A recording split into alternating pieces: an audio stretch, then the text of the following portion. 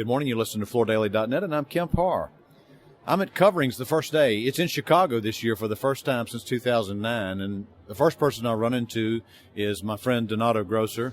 Donato, how you doing? I'm doing very fine and very pleased to be. You are the first person I met. Yeah, they haven't even cut the ribbon yet. Most people know, Donato, you have a consulting business. You focus on the ceramic tile business. Yes, I've been consulting for the Italian Ceramic Tile Association since 1980. I'm probably the oldest person in the business by now. We just want to throw out real quickly, we did a leadership interview in the Marsh issue, and for those people who haven't read it, you get to know a little bit more about Donato. And the fact, Donato, that you were instrumental in starting a trade show that ultimately became this show, right? Yes, well, there were strategic situations in the 1980s. The Italians decided to start an independent show, a show made by manufacturers and not convention with exhibits like it was before. All right, so let's talk about, you're giving a presentation this afternoon. It's always full of great information, and those people that can't be there, I'd like to tell them a little bit about what you're going to talk about. Hit a couple of the high points if you would. But we are talking about a competitive environment in the ceramic tile market. And this ceramic tile market has always been sort of competitive, but is becoming more competitive now, in part because until 10 years ago, American manufacturers were not so competitive. They're becoming much more competitive, and with the arrival of several Italian companies to set up plants in America, so now the ceramic tile made in America has place in the market, is important, is good, is valued, and not always parity with imports because the Italians always have superior imports, and even the Italian manufacturers set up company here, they still import something that they cannot manufacture in the United States. But there is definitely a situation in which competition is increasing. There are imports from China, from other countries, from Italy, and there are some people that have to work very hard in keeping their head above water.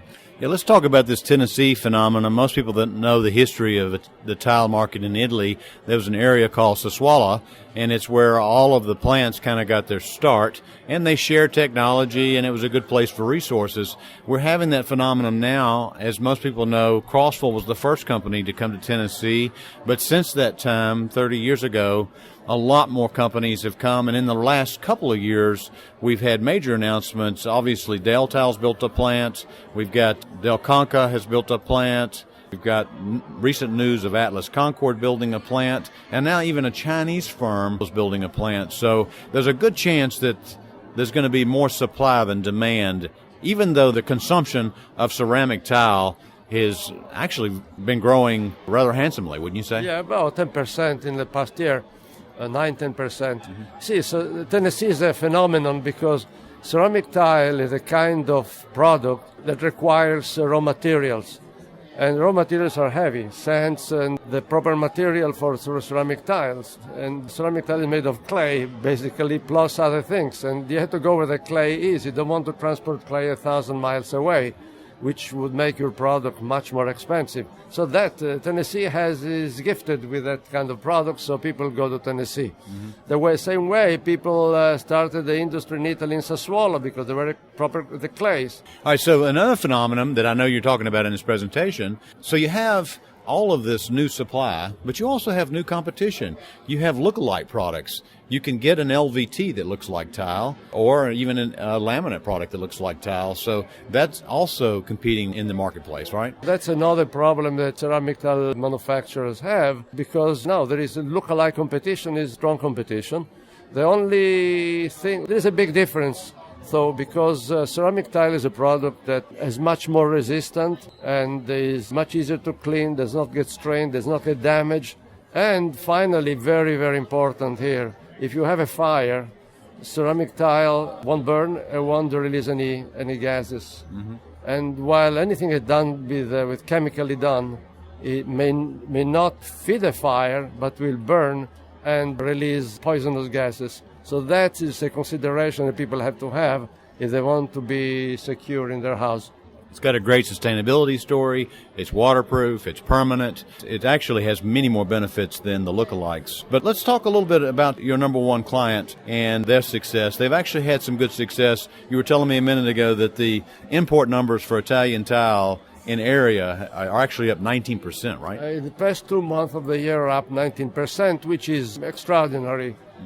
Very good. It's very good. And in part because they have some very new tiles, the large format, very thin tiles are really coming into the market right now in very large quantities. Plus all the innovations that Italians are always the best in innovation that coming to the market.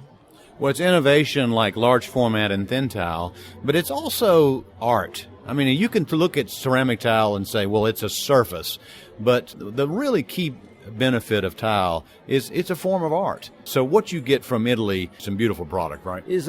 Ceramic tile is a design product, but we should not forget that it's still a surface product. It's not the first product you buy from a place, for the house, for the kitchen, like this. First you buy everything else, and then you decide which surface, which color you want to buy. The advantage of ceramic tile is that you have so much flexibility that you can make any color, any design you want. Mm-hmm. Well, another key factor, and we should point this out, is this currency valuation. I mean, one of the reasons that we're seeing this uptick in imports is several years ago, $1 was $1.45 euro. Now it's almost at parity, which makes Italian tile much more competitive. Yeah, right? well, now we are about 1.13, and prices of import products from Europe went down by 20%, and they make the product much less expensive in the United States. Yes. Yeah. So again, this is the first day of the show, and I know you're going to be here till Wednesday. What are some of the key things that you always do when you come to this show? I come to the show, just come to see people and renew old friendships and get a feeling of in which direction the market goes. Well, Donato, it's always great to be with you again. Been talking to Donato Grosser, the principal with D. Grosser & Associates based in New York, and you've been listening to Kemp Harr and FloorDaily.net.